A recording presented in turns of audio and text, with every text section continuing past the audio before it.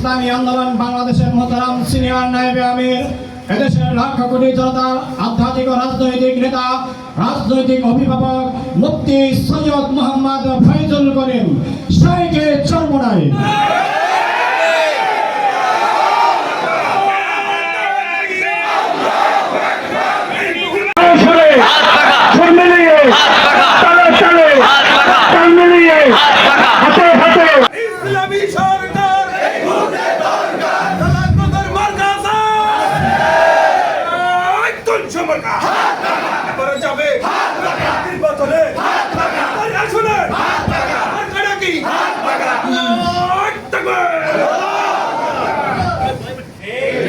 Marker মধ্যে তো ভেজাল, মার্কার মধ্যেই তো ধোঁকা আছে।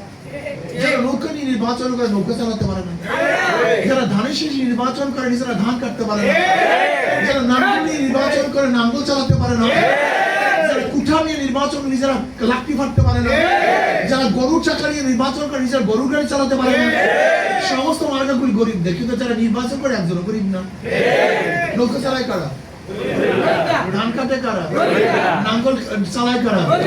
মার্কাগুলি সব গরিবদের। কিন্তু যারা নির্বাচন করে মার্কাগুলি নিয়ে একজনও গরিব না। সব ওদের মার্কার মধ্যে ধোঁকাবাজি। কিন্তু সমস্যা ওদের মার্কারাই গরিবদের, কিন্তু নিজেরা গরিব না, সব ধোকার জন্য। কিন্তু হাত পাকা এমন একটা মার্কা,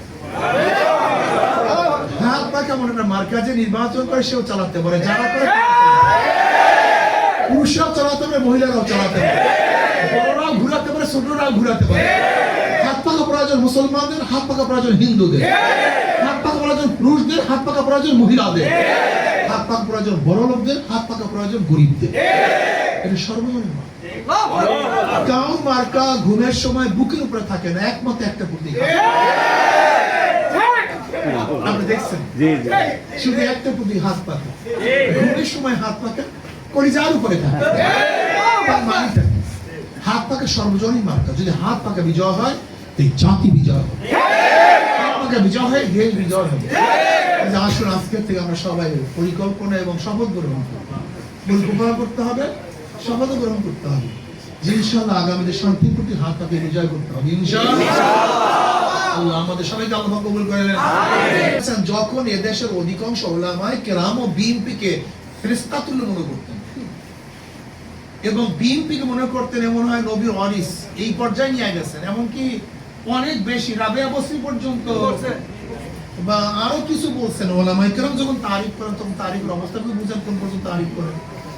ওলামায়ে কেরাম সমস্যা যখন তারিফ করেন তখন তারিফেরও একেবারে উচ্চ পর্যায়ে করেন, আর যখন মুজাম্মাত বয়ান করেন তখন মুজাম্মাতটাকে সেই পর্যায়ে কথা ঠিক না, এটা হবে, এটা জানেন। কিন্তু আব্বাজান রহমতুল্লাহ শাহ রহমতুল্লাহ ওই সময় বলেছেন যে আওয়ামী লীগ বিএনপির মুদ্রা এপিটোপি। যখন বিএনপিকে এদেশের ওলামায়ে কেরাম সর্বোচ্চ আসনে আসীন করছেন তখন তিনি বলেছেন মুদ্রা এপিটোপি। কি আজকে তার বাস্তবতা আছে কিনা দেখুন তো। বিএনপির বক্তব্য আওয়ামী লীগের বক্তব্য পার্থক্য আছে কিনা। আমরা তো ক্ষমতা জিতেই চাই না, আমি তো লিডার হতেই চাই না, কিন্তু জনগণ যখন প্রয়োজন মনে করে তখন প্রয়োজনের ক্ষেত্রে আমি আসি। আমি ইমাম হতে চাই না, যদি ইমামতি কেউ নাই করে ইমাম হবে কে? একজন করতে হবে। কিন্তু আমি চাই না যখন মুক্তাদিরা মুসল্লিরা বলে আপনি যান, তখন তাদের প্রয়োজনে আমি যাই। পার্থক্য করে বুঝাতে পারছি তো? একটা নিজে যাওয়া আর জনগণের প্রয়োজনে যাওয়া দুইটা জিনিস না। যখন আপনি নিজে যাবেন তখন আপনি হবেন জালেম, অত্যাচারী, আর যখন জনগণের জন্য যাবেন তখন আপনি হবেন খাদেম। এই দুটোর মধ্যে হাজার হাজার পার্থক্য আছে। এই যে ইসলামী আন্দোলন বাংলাদেশের নীতি আদর্শগুলি যদি আমরা মেনে চলি, আমি মনে করি আমাদের দর্শনগুলি যদি আপনি বুঝতে পারেন, তাহলে এই বাংলাদেশের অবস্থাটা কি হবে জানেন? এটা জান্নাতের বাগিচা হয়ে যাবে। চুরি থাকবে না, ডাকাতি থাকবে না, গুন্ডামি থাকবে না, বদমাশি থাকবে না, কিছুই তো থাকবে না। সমস্ত মানুষ অধিকার ফিরে পাবে। প্রত্যেকটা মানুষ, চাই সে মুসলমান হোক, খ্রিস্টান হোক, বৌদ্ধ হোক, আমাদের বের করা হয়েছে মানুষদের জন্য, মানুষের কল্যাণের জন্য। ইসলাম শুধু মুসলমান মুমিনদের জন্য নয়। কুনতুম খায়রা উম্মাতিন উখরিজাত লিন-নাস, আমাদের বের করা হয়েছে গোটা মানুষ গোষ্ঠীর জন্য। গোটা মানব গোষ্ঠীর জন্য আমাদেরকে বের করা হয়েছে। দেখেন আমাদের যুদ্ধকালীন এক অবস্থা, আর যুদ্ধের বাইরে আমাদের ভিন্ন অবস্থা। যুদ্ধকালীন অবস্থা আমাদের ভিন্ন, আমরা খুবই রাগী থাকি, খুবই গরম থাকি, আমাদের অবস্থা খুবই অবস্থা খারাপ। কি অবস্থা? আশিদ্দা ওয়ালাল কুফার। তখন আমাদের শুধু চিন্তা থাকে বিজয়। মুসলমান যখন রণাঙ্গনে নামে তখন তাদের শুধু মাথার মধ্যে একটাই থাকে, বিজয় অর্জন করতে হবে, এছাড়া মাথার মধ্যে কিচ্ছু থাকে না। কিন্তু যখন আমাদের যুদ্ধকালীন অবস্থা শেষ হয়ে যায়, রুহামা তখন আমাদের চেয়ে নরমও কেউ থাকে না। আপনারা শুধু আমাদের যুদ্ধের অবস্থা সম্পর্কে বর্ণনা করেন, এই পাঠ্যের দ্বারা আমাদের শুধু যুদ্ধ সম্পর্কে মুসলমান ভাই, যুদ্ধকালীন অবস্থা এক সময়, আর যখন যুদ্ধ থাকার নিরাপত্তা, এর জন্য তার দর্শনের দরকার। শাইখ রহমতুল্লাহ প্রথম বলেছেন, যখন এদেশের অধিকাংশ উলামায়ে কেরাম ও বিএনপিকে ফেরেশতা তুল্য মনে করতেন, এবং বিএনপিকে মনে করতেন এমন হয় নবীর ওয়ারিস, এই পর্যায়ে নিয়ে গেছেন। এমনকি অনেক বেশি রাবেয়া বসরি পর্যন্ত বা আরো কিছু বলছেন। ওলামায়ে কেরাম যখন তারিফ করেন তখন তারিফের অবস্থাকে বুঝেন কোন পর্যন্ত তারিফ করেন।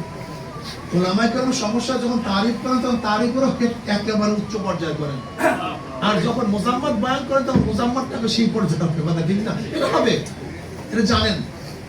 কিন্তু আব্বাজান রহমতুল্লাহ শাইখ রহমতুল্লাহ ওই সময় বলেছেন যে আওয়ামী লীগ বিএনপি মুদ্রার এপিটুপি।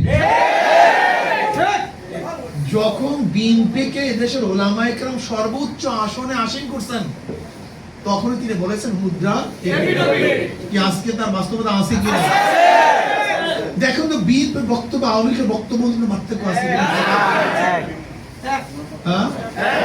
কাজের মধ্যে কোনো পার্থক্য আছে কিনা?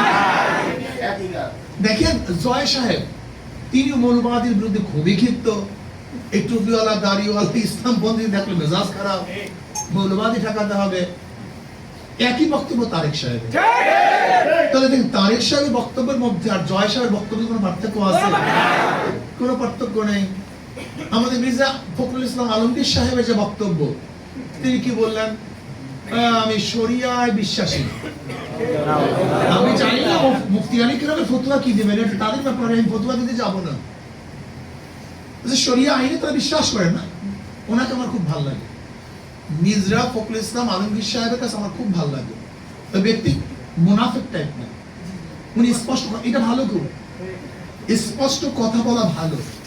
উনি একজন ভালো জানুয়া শানুয়া লোক, উনি কিন্তু ভালো রাজনীতিবিদ, এই যে ওনার কথাবার্তা আমার কাছে ভালো লাগে। কিন্তু আমার প্রশ্ন হলো এই, উনি ডেমোক্রেসি সম্পর্কে, গণতন্ত্র সম্পর্কে যে আলোচনা করেন, ওনার দল কি ওনার বক্তব্য মানেন?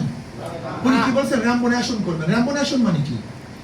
রং ধনু যেরকম বিভিন্ন রং একত্রিত ভাবে থাকে, র্যাম্বো ন্যাশন হলো একটা রং ধনু জাতি। যে রং ধনু জাতির মধ্যে হাজার ডিজাইনের, হাজার মতের, হাজার আদর্শের মানুষ থাকবে, যেখানে মুসলমান, হিন্দু, বৌদ্ধ, খ্রিস্টান, আপনার বিরুদ্ধে লোক থাকবে, আপনার পক্ষে লোক থাকবে। র্যাম্বো ন্যাশন ইউনিট করতে চান। আমি প্রশ্ন করতে চাই, আপনি বলবেন র্যাম্বো ন্যাশন করবেন, অথচ আপনার দলের লোক যদি আপনার বিরুদ্ধে কথা বলে তাদের ঠুকলি চেপে ধরবেন, জিব্রা কেটে দেবেন, এটি কি র্যাম্বো ন্যাশন হয়? এটি ডেমোক্রেসি হয়? তার বক্তব্য এক ডিজাইনের, তার কর্মীদের কাজ আর এক ডিজাইনের। তার নেতারা কি বলে যে কেউ যদি অন্য মার্কে ভোট দেয় তাহলে বিএনপির কর্মীরা মনে হয় ঠ্যাং নিয়ে আর বাড়িতে যেতে দেবে। বক্তব্য এটা বক্তব্য হয়? এটা র্যাম্বো ন্যাশন নয়, এগুলো ডিক্টেটরশিপ, এটা হলো চরমপন্থা, এটা সন্ত্রাসবাদ হয়, একনায়কতন্ত্র হয়, এটা বাকশাল হয়। যেরকম জিয়াউর রহমান সাহেব সর্বদলীয় গণতন্ত্র করেছেন, আর শেখ সাহেব করেছেন বাকশাল, আজকে আপনারা সেই বাকশালের দিকে যাচ্ছেন। কাউকে রাখতে দেবেন না, কাউকে ঢুকতে দেবেন না, কাউকে ভোট করতে দেবেন না, এটা বাকশালী কথা, এটা ডেমোক্রেসির কথা না। বিএনপি ওয়ালারা চাঁদা তুলে, আওয়ামী লীগেরা চাঁদা তুলে, শুধু হাতের পরিবর্তন হয়েছে, চাঁদার পরিবর্তন হয়।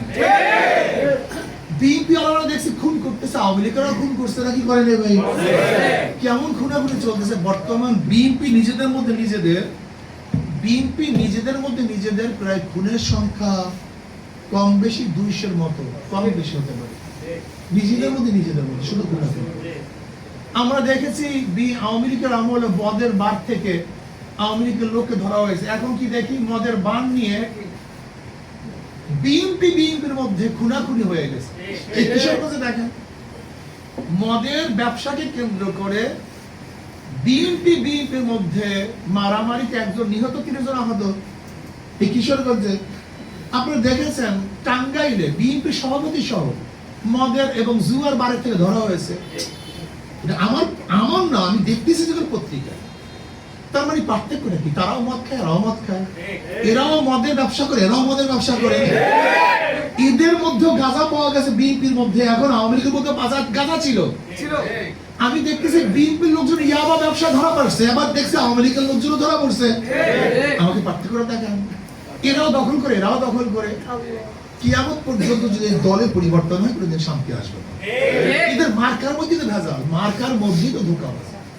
যারা নৌকা নিয়ে নির্বাচন করে নৌকা চালাতে পারে না, যারা ধানের শীষ নির্বাচন করে নিজেরা ধান কাটতে পারে না, যারা নাঙ্গল নিয়ে নির্বাচন করে নাঙ্গল চালাতে পারে না, যারা কুঠা নিয়ে নির্বাচন নিজেরা লাকড়ি ফাটতে পারে না, যারা গরুর চাকা নিয়ে নির্বাচন করে নিজেরা গরুর গাড়ি চালাতে পারে না, সমস্ত মার্কাগুলি গরিবদের। কিন্তু যারা নির্বাচন করে একজনও গরিব না। নৌকা চালায় কারা? ধান কাটে কারা? নাঙ্গল চালায় কারা?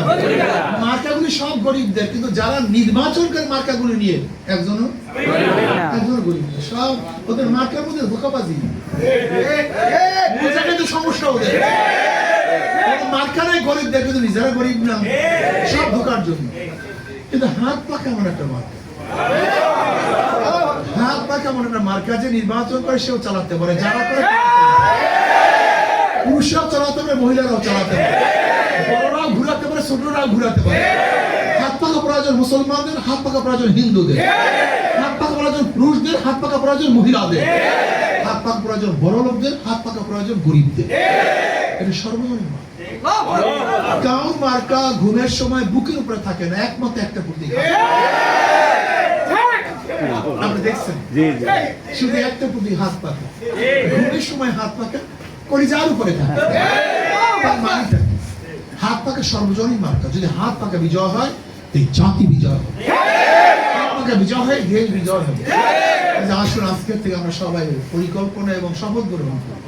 পরিকল্পনা করতে হবে, শপথ গ্রহণ করতে হবে যে ইনশাআল্লাহ আগামীতে শান্তির প্রতি হাত পাকে বিজয় করতে হবে। ইনশাআল্লাহ আল্লাহ আমাদের সবাইকে আল্লাহ কবুল করে নেন।